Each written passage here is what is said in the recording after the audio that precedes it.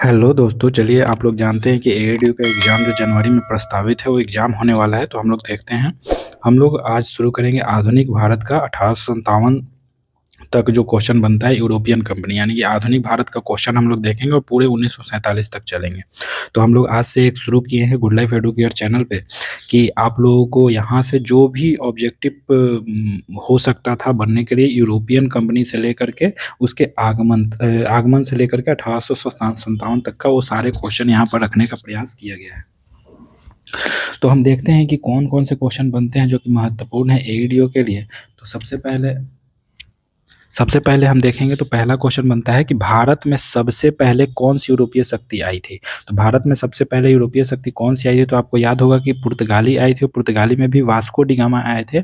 और कब आए थे, तो 1498 में आए थे। किस रास्ते से आए थे, तो केप ऑफ गुड होप के रास्ते से आए थे, ये आपको पता होगा। ठीक है, नेक्स्ट क्वेश्चन की बात करें तो अगर हम बात करें कि इसका आंसर क्या होगा, तो इसका आंसर हो जाएगा डी आंसर हो जाएगा। ठीक है, इसका आंसर डी हो जाएगा। नेक्स्ट क्वेश्चन की बात करें तो दूसरी नंबर की क्वेश्चन है कि वास्को द गामा भारत कब पहुंचा। तो जैसा कि हमने प्रीवियस क्वेश्चन में बताया कि 1498 में आया, तो 1498 इसका आंसर हो जाएगा, जो कि बी ऑप्शन सही है। नेक्स्ट क्वेश्चन है कि वास्को द गामा भारत के किस स्थान पर पहुंचा था। तो तीसरा क्वेश्चन आपको कहता है कि वास्को द गामा भारत के किस स्थान पर पहुंचा था। तो यह स्थान इंपॉर्टेंट हो जाता है, यह स्थान बार बार पूछा जाता है। तो याद रखना है कि इसका आंसर क्या हो जाएगा, कालीकट हो जाएगा, जो कि कोचीन केरल के तट पर था, जहाँ पे जमोरिन इसका स्वागत करता है। जमोरिन साम्राज्य का जो राजा होता है वो इसका स्वागत करता है। और इसको जैसा कि आप जानते हैं कि वास्को द गामा जब आया था तो साउथ अफ्रीका के जो दक्षिणतम बिंदु था वहाँ पर था। तो एक अब्दुल मजीद नाम का आदमी, जो व्यापारी गुजरात से साउथ अफ्रीका जाता था, उसकी मदद से वास्को दी गामा जो था वो कालीकट पहुंचा था और यहाँ पर भव्य स्वागत किया गया था। तो ऑप्शन नंबर बी आंसर हो जाएगा। नेक्स्ट क्वेश्चन है कि पुर्तगालियों ने गोवा पर अधिकार कब किया। यानी कि पुर्तगाली आ तो गए, लेकिन गोवा पर अधिकार कब किया। तो आप लोग जानते हैं कि बीजापुर के सुल्तान थे यूसुफ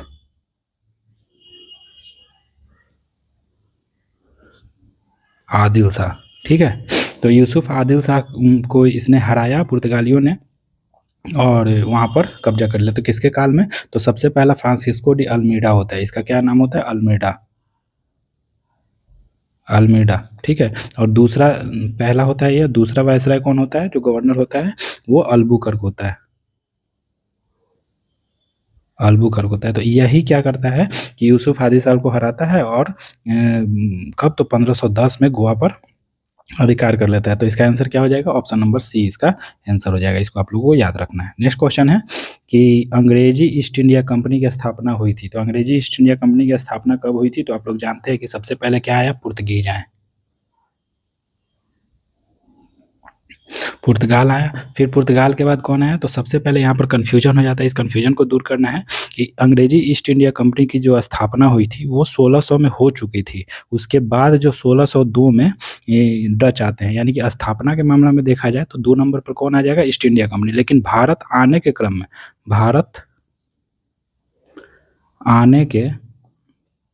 क्रम में देखा जाए तो सबसे नंबर 1 पे हो जाएगा पुर्तगाली, फिर डच, और फिर अंग्रेज। ठीक है, तो यहाँ पर कन्फ्यूजन नहीं होता है, क्योंकि पुर्तगाली जो आते हैं 1400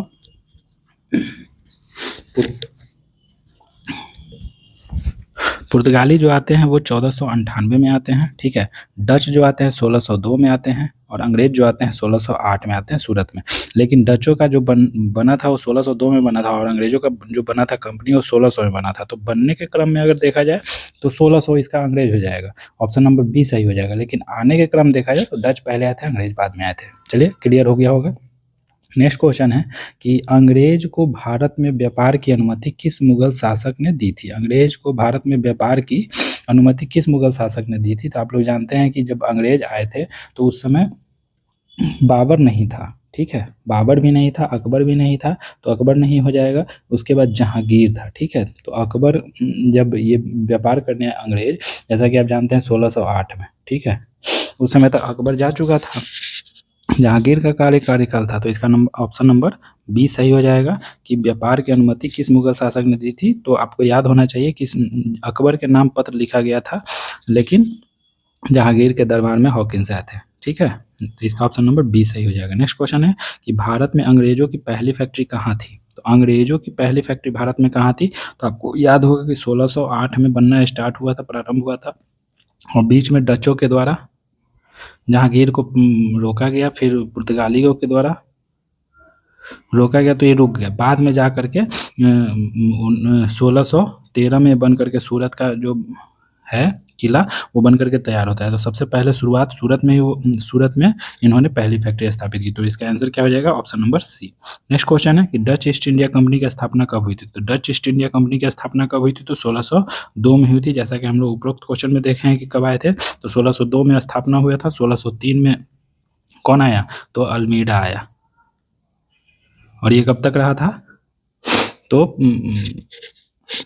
1609 तक रहा, फिर 10 से 16 तक वो रहा था, अल्बुकर्क रहा था। ठीक है, तो ये आप ऑप्शन नंबर सी आपका आंसर हो जाएगा। नेक्स्ट क्वेश्चन है कि डचों का मुख्य व्यापार किस वस्तु में था, यानी कि डच मुख्य व्यापार किस वस्तु के लिए आए थे। तो सर्वप्रथम जो फर्स्ट आए थे ना, सर्वप्रथम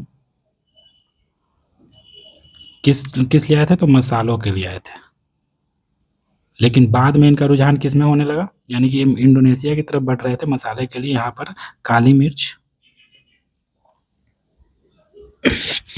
काली मिर्च ये सब इन्होंने यहाँ से ले जाना शुरू किया, इलायची ये सब ले जाना, लेकिन मसाले के रूप में आए थे। लेकिन बाद में इनका रुझान क्या हो गया, कपास का। जैसा कि आप लोग जानते हैं कि हड़प्पा सभ्यता में जिक्र मिलता है कि कपास का जो जनक माना जाता है वो किसको माना जाता है, तो भारत को माना जाता है। ये आपको हड़प्पा सभ्यता में हम लोग पढ़ेंगे, जब एंशिएंट का क्वेश्चन देखेंगे तो उसमें हम लोग देखेंगे। उम्मीद करते हैं कि आपको ये वीडियो अच्छा लग रहा होगा। तो इस चैनल को शेयर करें, इस वीडियो को शेयर करें, इसे लाइक करें, सब्सक्राइब करें। ठीक है, नेक्स्ट क्वेश्चन है 10वां नंबर क्वेश्चन है कि फ्रांसीसी ईस्ट इंडिया कंपनी। अब फ्रांसीसी कब आए थे, तो 1664 में आए थे, आपको याद होगा। तो फ्रांसीसी ईस्ट इंडिया कंपनी की स्थापना हुई थी, तो कब हुई थी, तो 1664 में हुआ था, 1664 में हुआ था। ठीक है, ऑप्शन नंबर बी इसका आंसर सही हो जाएगा। ऊपर वाले का ऑप्शन नंबर कौन सा सही हो जाएगा, तो सी ऑप्शन सही हो जाएगा, option number C. Next question है कि भारत में फ्रांसीसी की राजधानी थी। तो भारत में फ्रांसीसी की राजधानी कहाँ थी, तो सबसे पहले जब आए थे तो फ्रांसीसियों की राजधानी कहाँ हो गई थी, तो पौंडीचेरी हो जाएगी, ऑप्शन नंबर सी इसका आंसर हो जाएगा। पौंडीचेरी भारत में फ्रांसीसियों की राजधानी थी। नेक्स्ट क्वेश्चन है 12 नंबर का क्वेश्चन है कि मद्रास की स्थापना अंग्रेजों ने कब की थी। मद्रास की स्थापना जो अंग्रेजों ने कब की थी, तो मद्रास की स्थापना अंग्रेजों के द्वारा जो हुआ था वह 1639 में हुआ था। कब हुआ था, 1639 में। तो ये क्वेश्चन एक यूनिक क्वेश्चन हो जाता है, यूनिक क्वेश्चन हो जाता है, तो इसको स्टार मार्क करना है। मद्रास की स्थापना जो अंग्रेज कराते थे 1639 में, ऑप्शन नंबर ए सही हो जाएगा, 1639 में। ठीक है, नेक्स्ट क्वेश्चन की बात करें तो बम्बई अंग्रेजों को किससे प्राप्त हुआ था। तो बम्बई अंग्रेजों को किससे प्राप्त हुआ था, तो जैसा कि आप जानते हैं कि पुर्तगालियों ने इनको दहेज में दिया था। ठीक है, तो दहेज जो हम जानते हैं कि कैथरीन का जो विवाह होता है वो किससे होता है, जॉन द्वितीय से होता है, जॉन प्रथम से होता है। और ये जॉन से ही ये अंग्रेज जब हुआ था तो अंग्रेजों को पुर्तगालियों ने अंग्रेजों को क्या दिया था, बम्बई दिया था। और बम्बई जो था वो जो ब्रिटेन के जो कैथरीन से ही ये लिए थे 10 पाउंड के सालाना पर, 10 पाउंड के सालाना कर पर बम्बई को रेंट पर लिए थे, और ये बम्बई अंग्रेजों के पास चला गया था पुर्तगालियों से। तो ऑप्शन नंबर बी इसका सही हो जाएगा। नेक्स्ट क्वेश्चन है कि बम्बई अंग्रेजों को कब मिला। बम्बई अंग्रेजों को कब मिला, तो हम बम्बई अंग्रेजों को जैसे आप जानते हैं कि 1661 में मिला। बम्बई अंग्रेजों को कब मिला, तो 1661 में मिला। ठीक है, ऑप्शन नंबर बी सही हो जाएगा, बम्बई अंग्रेजों को 1661 में मिला। नेक्स्ट क्वेश्चन है कि कलकत्ता की स्थापना किसने की थी। तो आप जानते हैं कि सूता नती कालिकाता गोविंदपुर, इन तीनों को मना करके कलकत्ता बनाया गया था। कलकत्ता बनाया था, और किसने बनाया था, तो जॉब चारनॉक ने। किसने बनाया था, जॉब चारनॉक ने बनाया था। बाद में यही जा करके क्या बनता है, राजधानी बनता है। 1774 से लेकर के हाँ, 1774 से 1874 से लेकर के 1911 तक ये राजधानी बनता है। बाद में 1911 में दिल्ली स्थानांतरित कर दिया जाता है। तो ऑप्शन नंबर बी इसका सही हो जाएगा, Job Charnock. Option number B इसका सही हो जाएगा कि कलकत्ता की स्थापना किसने की थी, तो जॉब चार्नोक ने की थी। नेक्स्ट क्वेश्चन है कि कर्नाटक युद्ध किसके बीच हुआ। कर्नाटक युद्ध जो हुए थे किसके बीच हुए थे, तो आपको पता होना चाहिए कि कर्नाटक युद्ध जो था वो 3 कर्नाटक युद्ध हुए। ठीक है, जैसे कि 46 से 50 इसका शुरू हो जाता है। तो 46 से 50 जो एक्सला-शापल की संधि से हुआ था, तो सबसे पहले आपको देख लेना है कि अंग्रेजी फ्रांसीसी, अंग्रेज और फ्रांसीसी के बीच हुआ था। ऑप्शन नंबर सी सही हो जाएगा। और इसी अंग्रेजी फ्रांसीसी में जो थर्ड कर्नाटक, आंग्ल मैसूर युद्ध अलग है, कर्नाटक वाला है। आंग्ल कर्नाटक वाला था, आंग्ल फ्रांसीसी युद्ध था। कर्नाटक, थर्ड कर्नाटक में क्या होता है, वांडीवास यानी कि वास कर दिया जाता है, वांडीवास। और डुप्ले को बुला लिया जाता था यहाँ पर काउंट डी लाली, इसको परास्त किया जाता है। यहाँ था आयरकुट अंग्रेजी। ये सारा आपको याद रखना है कि आयरकुट था, आयरकुट के द्वारा फ्रांसीसियों को वांडीवास की लड़ाई में थर्ड कर्नाटक युद्ध में परास्त कर दिया जाता है। और यहीं से इनका सारा चीज खत्म हो जाता है। कब की बात है, तो ये 63 की बात है। 1763 में इनको खत्म कर दिया जाता है। जब 57 में सप्तवर्षीय क्रांति शुरू हो जाता है, तो 64 में 1764 में ये हो जाता है। जब 56 में और 63 में खत्म हो जाता है। ठीक है, उसके बाद मैसूर पर ये लोग हमला करते हैं। ठीक, तो ये आपको याद रखना है। ऑप्शन नंबर सी सही हो जाएगा। नेक्स्ट क्वेश्चन है कि प्लासी का युद्ध हुआ था। प्लासी का युद्ध कब हुआ था, तो प्लासी का युद्ध आप लोग जानते हैं कि 1757 में किसके किसके बीच हुआ था, तो अंग्रेज और सिराजुद्दौला। आप लोग कंफ्यूज नहीं होइएगा, एक सुजाउद्दौला था। ठीक है, सुजाउद्दीन था एक। मुर्शीद कुली खान का जो दामाद था वो सुजाउद्दीन था। इस दामाद को बनाया गया था बंगाल का नवाब।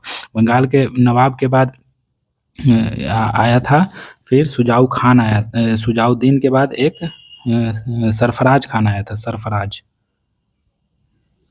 सुजाऊ लगभग 1727 में मृत्यु हो जाती है मुर्शीद कुली खान का। मुर्शीद कुली खान जिन्होंने मुर्शिदाबाद बनाया था, मुर्शीद कुली खान का मृत्यु हो जाता है। तो इनके पास बेटा नहीं था, तो ये सुजाउद्दीन को बुलाते हैं। और ये 27 से लेकर के 1727 से लेकर के 1739 तक रहता है। और इसी के काल में नादिर शाह का आक्रमण होता है। ठीक है, तो इसके बाद फिर सरफराज बनता है 1 साल के लिए। और सरफराज जब बनता है तो सरफराज को हरा करके अलीवर्दी खान, जो कि सूबेदार हुआ करता था, कहाँ का, बिहार का सूबेदार हुआ करता था। बिहार का सूबेदार अलीवर्दी खान हुआ करता था। इसी अलीवर्दी खान ने उसको हराता है। और उसके बाद 2 करोड़ दे करके, जो वहाँ पर मोहम्मद शाह आता है, मोहम्मद शाह रंगीला जो मुगल सम्राट रहता है, उसको 2 करोड़ दे करके अपना प्रमाण पत्र लेता है कि हम ही बंगाल के नवाब हैं।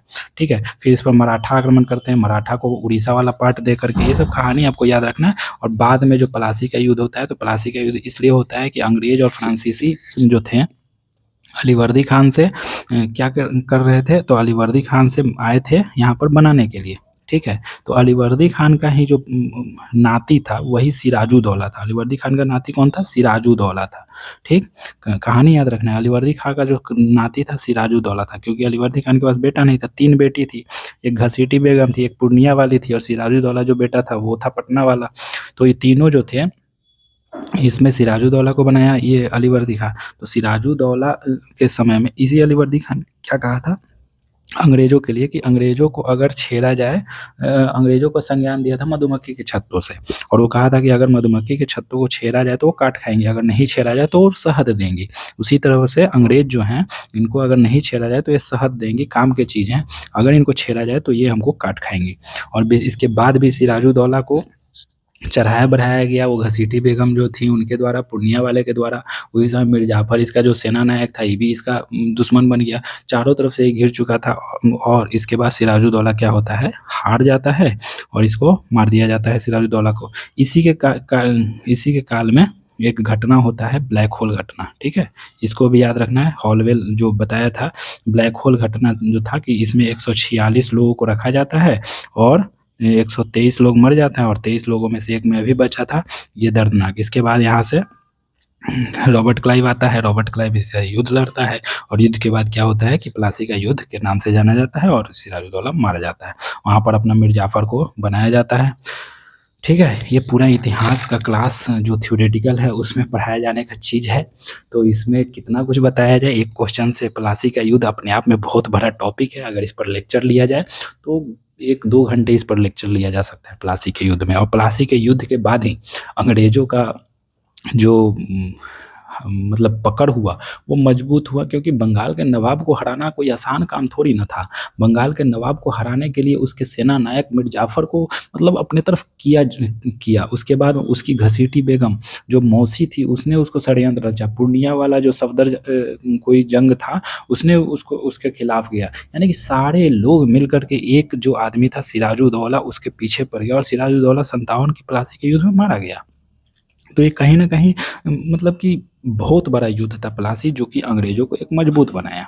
ठीक है? उसके बाद मीर जाफ़र बनता है, मीर जाफ़र के बाद मीर कासिम उसका दामाद बनता है। मीर कासिम क्या करता है कि अपने मुर्शिदाबाद से राजधानी ले जा कर के मुंगेर कर लेता है, वहाँ पर फैक्ट्रियाँ बनाता है, तोपें बनाते हैं, बम गोला बनाता है, फ्रांसीसियों की मदद से सैनिकों को ट्रेनिंग दिलवाता है। जिसके बाद क्या होता है कि ट्रेनिंग दिलवाने के बाद ये सोचता है कि अब हम जीत जाएँगे और इसने शाह आलम द्वितीय उस समय का जो मुगल शासक था उससे मिलता है। फिर से इससे अवध के नवाब जो थे शुजाउद्दौला थे उस समय अवध के नवाब, उनसे मिलता है। तीनों लोग मिल कर के गुटबाजी करते हैं और अंग्रेज़ों के खिलाफ लड़ाई लड़ते हैं, जिसको बक्सर के युद्ध के नाम से जाना जाता है। बक्सर का युद्ध भी बहुत फेमस माना जाता है, क्योंकि बक्सर का युद्ध इसलिए होता है कि 1764 में बक्सर का युद्ध होता है और बक्सर के युद्ध के बाद ये शाह आलम द्वितीय से इनका क्या हो जाता है, बंगाल, बिहार और उड़ीसा पर दीवानी प्राप्त हो जाता है और सजा के रूप में शुजाउद्दौला को क्या किया जाता है, उसको कड़ा लेकर के इसको मुगल सम्राट को दे दिया जाता है। उसको सजा दिया जाता है, 50 लाख रुपया दिया जाता है, जिसमें 24 लाख पर ये नवाब को, मुगल के नवाब को मना लिया जाता है। और ये पूरा थ्योरेटिकल क्लास अगर आप लोग कहिएगा, कमेंट बॉक्स में लिखिएगा। अगर पूरा कहानी आपको कहानी के रूप में सारा चीज़ जानना है, पूरे इतिहास को पढ़ना है, अगर मान के चलिए एक शॉर्ट में अगर हम इस वीडियो को बनाएंगे तो 4 घंटा में पूरा, 4 या 5 घंटा में पूरा मॉडर्न आपका ख़त्म कर दिया जाएगा। और इस तरह से बताया जाएगा कि आपको कहानी के रूप में, जिस तरह से मैं बोल रहा हूँ, जिस तरह से मुझे याद है, उस तरह से आपको भी ये कहानी के रूप में पूरा याद होगा। ठीक है? तो कहानी के रूप में याद रखने कोई बड़ा साहित्यकार ने ये कहा था कि अगर किसी भी नॉवल को पढ़ रहे हैं आप, तो उस नॉवल में जो एकदम महत्वपूर्ण जो पात्र आपको अच्छा लगता है उसको आप खुद मान लीजिए और उसको याद रखिए। तो हम लोग जब पढ़ते हैं तो आयरकुट था, डुप्ले था, तो अपने आप को ही मान लीजिए कि हम ही डुप्ले थे, डुप्ले याद रह जाएगा। सिराजुद्दौला बहुत अच्छा मतलब कि शासक था, सिराजुद्दौला को अपना खुद मान लीजिए। इसको चढ़ाया बढ़ाया गया घसीटी बेगम के द्वारा, फिर से आक्रमण हुआ, ये हुआ, धोखा दिया गया। ठीक है? मैसूर का जो हैदर अली हम लोग पढ़ेंगे, हैदर अली भी बहुत अच्छा मतलब ज़मीन से उठ कर के आया हुआ आदमी था। टीपू सुल्तान उसका बेटा लड़ा, 1799 में मारा गया। क्यों मारा गया? क्योंकि उसका षड्यंत्र हुआ। सलवाई की संधि मराठों ने किया, मराठों ने गड़बड़ी कर दी थी। सलवाई की संधि कर दिया, उससे सलवाई की संधि में ये मिला कि 20 साल के लिए पूरा छूट मिल गया कि 20 साल तक हम आक्रमण नहीं करेंगे। वही सलवाई की संधि के बाद जब मैसूर पर 1799 में मर जाता है, तो उसके बाद क्या होता है, उसके बाद फिर चढ़ाई हो जाता है मराठों पर और बाद में संधि करना पड़ता है 1805 में जा कर के। तो ये सब वेलेस्ली के काल में, वेलेस्ली जब थे, तो ये सब कहानी है, इतिहास है। चलिए अभी क्वेश्चन देख रहे हैं। ये मतलब कि प्लासी के युद्ध से जो आता है क्वेश्चन मिल करके, तो ये कहानी हमको बताना उचित समझे। तो इस क्वेश्चन के क्रम में इसका प्लासी का कहानी आप लोग देख लीजिएगा, बार बार देखिएगा। चलिए नेक्स्ट क्वेश्चन की बात करें। 18वां नंबर क्वेश्चन था, प्लासी के युद्ध में अंग्रेजों का नेतृत्व कौन किया था? प्लासी के युद्ध में अंग्रेजों का नेतृत्व जो किया था ये रॉबर्ट क्लाइव था। यानी कि जो गवर्नर था, पहला गवर्नर जो बन करके आया था, बंगाल का गवर्नर जो बना था, यही रॉबर्ट क्लाइव था, है ना? तो रॉबर्ट क्लाइव बना। फिर उसके बाद रॉबर्ट क्लाइव बक्सर के युद्ध में भी जब ये हेक्टर मुनरो जब बक्सर के युद्ध में नेतृत्व कर रहा था, ये जीत गया, तो यही क्लाइव इसको रोका कि रुको रुको रुको, हम आ रहे हैं और हम संधि करेंगे, हम अपने अनुसार संधि करेंगे। और देखिए कर्म का फल मिलता है, और यही कर्म का फल जब रॉबर्ट क्लाइव 65 में ये करता है, उसके बाद यही 74 में फांसी लगा करके मरता है। यही 74 में, यानी कि 1774 में फांसी लगा करके मरता है रॉबर्ट क्लाइव। समझ रहे हैं, कर्म का फल मिलता है, यानी कि इसका आंसर क्या हो जाएगा, सी हो जाएगा। नेक्स्ट क्वेश्चन है, प्लासी के युद्ध में नवाब कौन था, यानी कि प्लासी के युद्ध में देखा जाए तो नवाब कौन था। तो प्लासी के युद्ध में हम जैसा कि बताएं पूरा कहानी, सिराजुद्दौला था। आपको कैसा लगा आप कमेंट बॉक्स में जरूर बताइएगा। इसको ज़्यादा से ज़्यादा शेयर कीजिएगा अपने मित्रों तक। अगर ये अच्छा लग रहा है तो आगे लिखिएगा कमेंट बॉक्स में कि आगे क्वेश्चन बनाया जाए क्या, एंशिएंट इंडिया का ऐसे ही बनाया जाए क्या, मिडाइवल इंडिया का ऐसे ही बनाया जाए क्या, फिर से ज्योग्राफी का ऐसे ही बनाया जाए क्या। आप कमेंट बॉक्स में जरूर लिखिएगा, आगे पूरी कहानी के साथ पूरा ज्योग्राफी भी बताया जाएगा। फिर ये तो क्वेश्चन है, अगर आप लिखिएगा तो पूरे कहानी के माध्यम से आपको इतिहास, एंशिएंट और पूरा जितना हड़प्पा से लेकर के राखलदास बनर्जी कैसे किए, फिर से कनिंघम ने स्थापना कैसे किया था, फिर से वो ईंटों की खोज की थी तो टू ब्रदर्स जो थे, बेंटम ब्रदर्स ने रेल की पटरी जब आया था डलहौजी के काल में, उस समय कर रहे थे तो उनको मिला था, लेकिन उन्होंने बाद में लेटर लिखा। ये पूरी कहानी है। तो एंशिएंट इंडिया हड़प्पा की खोज कैसे हुई, ऋग वैदिक काल में गाय था कि नहीं था, शेर था कि नहीं था, ये सारा चीज ऋग वैदिक काल, उत्तर वैदिक काल, चारों वेद पढ़ेंगे, पुराण पढ़ेंगे, ब्राह्मण पढ़ेंगे, उपनिषद पढ़ेंगे, ये सारा कुछ है। उसके बाद आप आ जाइएगा तो जैसे ही आएगा तो बृहद्रथ वंश का जरासंध था, फिर हर्यक था, फिर मौर्य था, फिर बीच में शिशुना ये काला अशोक ब्राह्मण ब्राह्मण 84,000 स्तूप तोड़े, जो शिशुनाग वंश था, जिन बौद्ध अशोक के बाद शिशुनाग वंश आया, शिशुनाग विदेशी आक्रमण हुआ, यूनानियों का आक्रमण हुआ।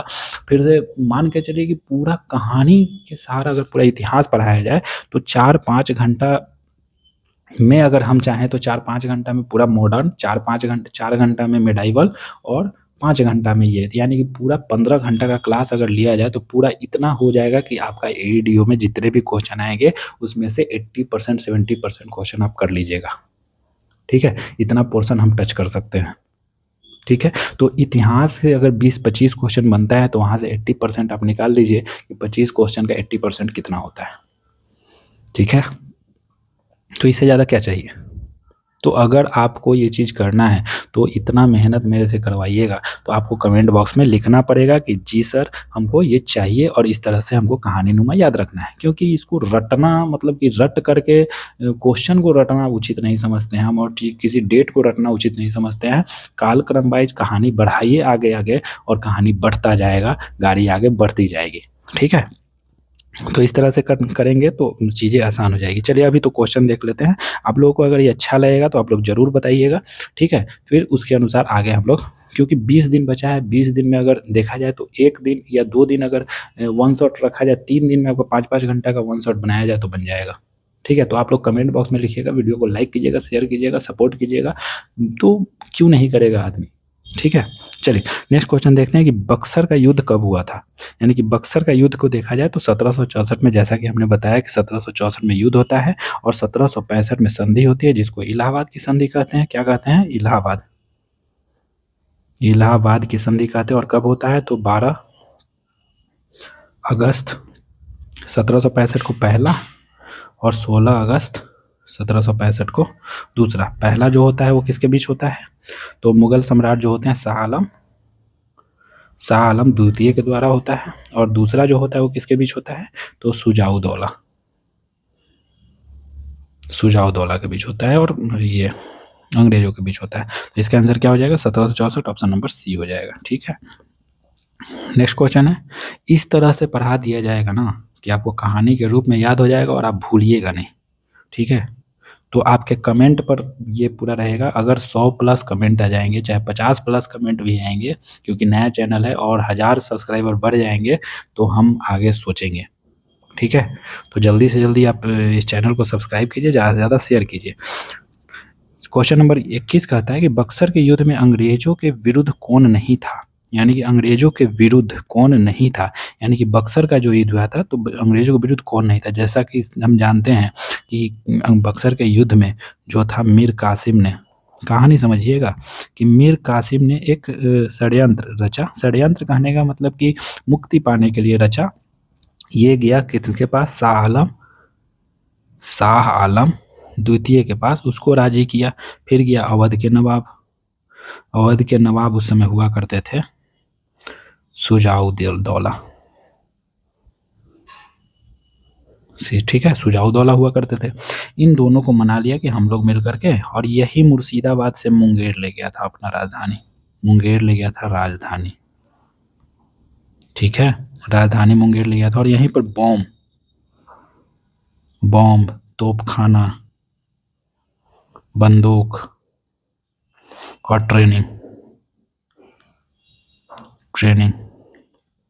ट्रेनिंग यहाँ पर दिलवाता था अंग्रेजों फ्रांसीसियों से, ठीक है। तो ये एकदम कॉन्फिडेंट था पूरा। कौन? मीर कासिम। शाह आलम द्वितीय को कॉन्फिडेंट कर लिया, अवध के नवाब को शुजाउद्दौला को कॉन्फिडेंट कर लिया, और ये देखिए मीर कासिम, शाह आलम द्वितीय और शुजाउद्दौला, ये तीनों मिल करके रहा। तो यहाँ क्या पूछ रहे हैं, अंग्रेजों के विरुद्ध कौन नहीं था, यानी कि सिराजुद्दौला। ये तो प्लासी के युद्ध में था, जैसा कि हम लोग ने पढ़ा। ये किस में था? प्लासी के युद्ध में था, बेचारा अकेले मारा गया। यही मीर जाफर, इसी का ससुर जो था मीर कासिम का, इसी ने धोखा दिया। तो ऐसे कहानी के रूप में याद रखिएगा तो सारा चीज़ें याद रहेगा, टाइम पीरियड सब चीज़ याद रहेगा। आपको अगर मज़ा आ रहा है तो इसको लाइक शेयर सब्सक्राइब जरूर कीजिएगा।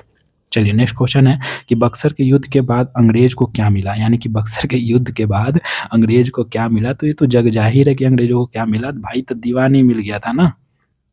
दीवानी कोई कमजोर चीज थोड़ी थी, बहुत बड़ी चीज थी। यानी कि बंगाल, बिहार, उड़ीसा, इन 3 बड़ा प्रांत था ये तीनों। इसका दीवानी मिलना कोई आसान बात नहीं था, ठीक है। और 26 लाख रुपए के एवज में दीवानी मिलना कोई मतलब ये आसान का नहीं था ये। तो ये दीवानी मिल गया, ऑप्शन नंबर बी सही हो जाएगा इसका। कहानी आपको समझ में आ रहा होगा कि बक्सर के युद्ध में अंग्रेजों को क्या मिला, तो दीवानी मिल गया था। और दीवानी मिलने के बाद द्वैत शासन लगा दिया जाता है, ठीक है। द्वैत शासन में क्या होता है, तो द्वैत शासन में बिहार का जो सिताब राय, जो क्वेश्चन आप लोग पढ़ते होंगे, सिताब राय, इसके यहाँ पर ये बना दे, सूबेदार बना दिए जाते हैं, ठीक है। नेक्स्ट क्वेश्चन है कि बंगाल की दीवानी अंग्रेजों को कब मिली। तो बंगाल की जो दीवानी थी वो 1765 में मिली थी ना, जैसा कि उपरोक्त में हमने बताया कि संधि किया था। कौन सी संधि के बाद? तो इलाहाबाद की संधि। इलाहाबाद की संधि के बाद 1765 में क्या मिल गया था? दीवानी मिल गया था। चलिए नेक्स्ट क्वेश्चन की बात करें तो दीवानी अधिकार किस मुगल सम्राट ने दिए, यानी कि दीवानी का अधिकार किस मुगल सम्राट। तो इस समय कौन था? शाह आलम द्वितीय, नहीं, शाह आलम के द्वितीय से मिला था। तो इसका ऑप्शन क्या हो जाएगा? ऑप्शन नंबर बी हो जाएगा। चलिए नेक्स्ट क्वेश्चन है कि भारत का पहला गवर्नर जनरल कौन था, यानी कि भारत का पहला गवर्नर जनरल। अब देखिए यहाँ पर कंफ्यूजन नहीं होना है, यहाँ पर भारत है। एक होता था गवर्नर जनरल, बंगाल का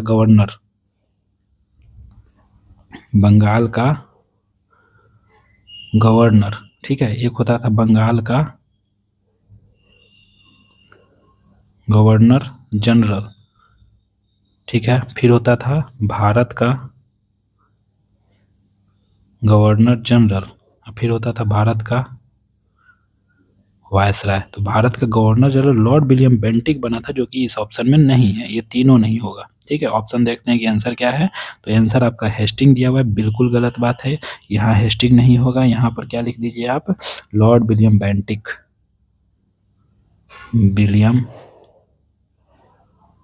बेंटिक, ठीक है, यही था।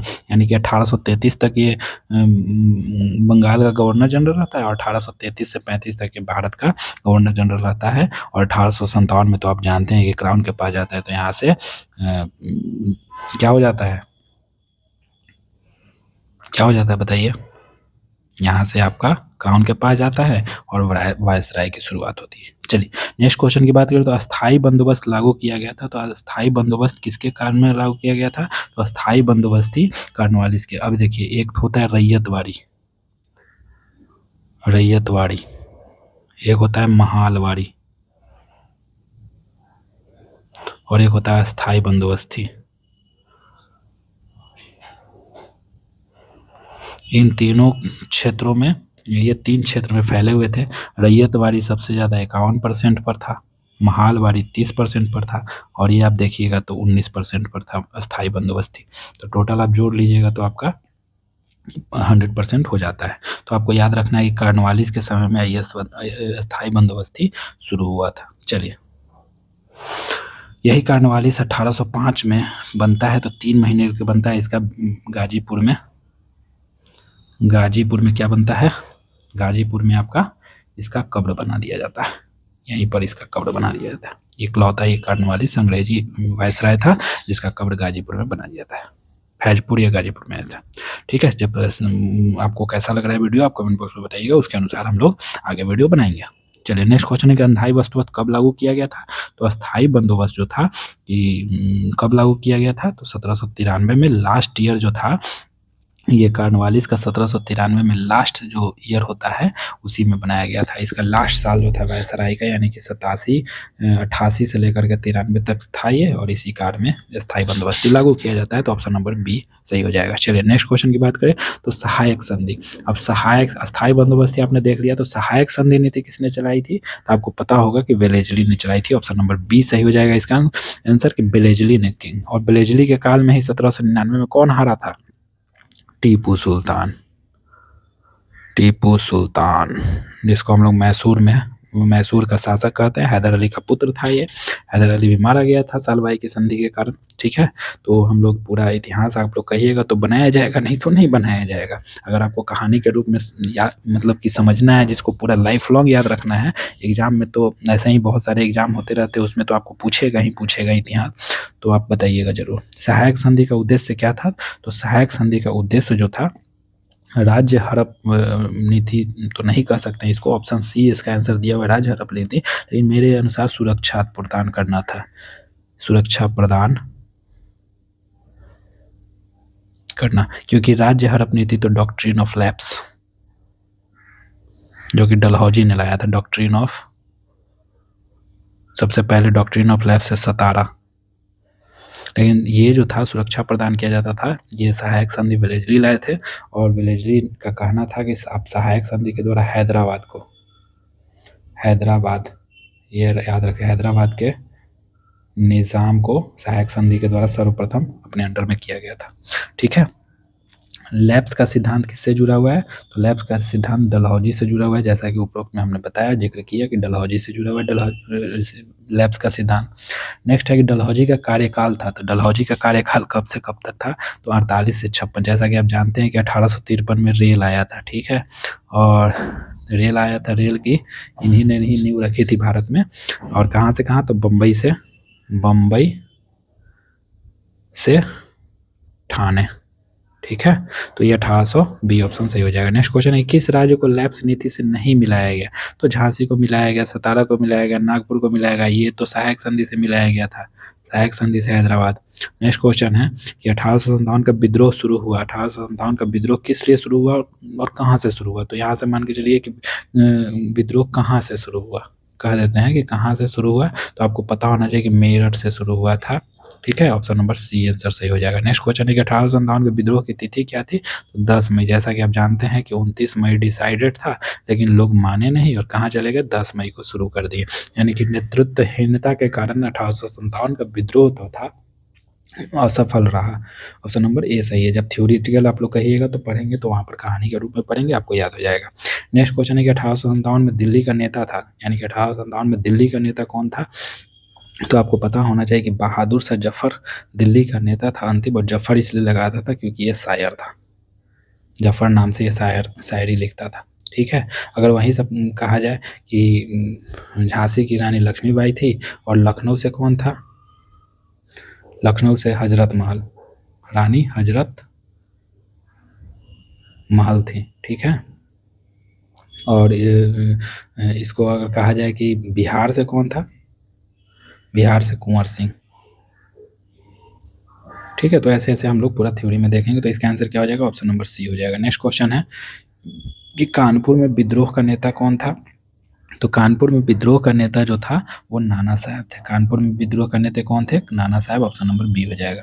चलिए वीडियो को ज़्यादा लंबा नहीं करते, क्वेश्चन को क्वेश्चन ही रहने देते, सारा थ्योरेटिकल पार्ट में कर पढ़ेंगे। झांसी की रानी का नाम क्या था? तो रानी लक्ष्मीबाई, झांसी की रानी लक्ष्मीबाई थी, ऑप्शन नंबर बी सही आंसर है। नेक्स्ट क्वेश्चन है कि बिहार में विद्रोह का नेतृत्व किसने कर रहा था? तो कुंवर सिंह कर रहे थे, ऑप्शन नंबर सी सही हो जाएगा।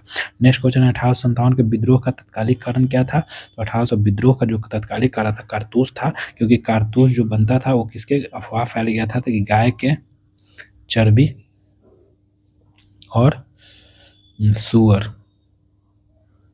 सुअर के चर्बी, तो दोनों हिंदू मुस्लिम लोगों ने इसका विद्रोह कर दिया था। नेक्स्ट क्वेश्चन है 40 नंबर का, 1857 के बाद कंपनी शासन प्राप्त हुआ। तो 1857 के बाद कंपनी शासन प्राप्त हुआ कब? तो 1858 में प्राप्त हुआ होगा, 57 के बाद अधिनियम के द्वारा। 41 नंबर क्वेश्चन है कि भारत शासन अधिनियम 1858 से क्या हुआ? तो भारत शासन अधिनियम 1858 से क्या हुआ होगा? तो कंपनी का शासन समाप्त हो गया, यानी कि कंपनी का शासन समाप्त हो गया, ब्रिटिश रूल, ब्रिटिश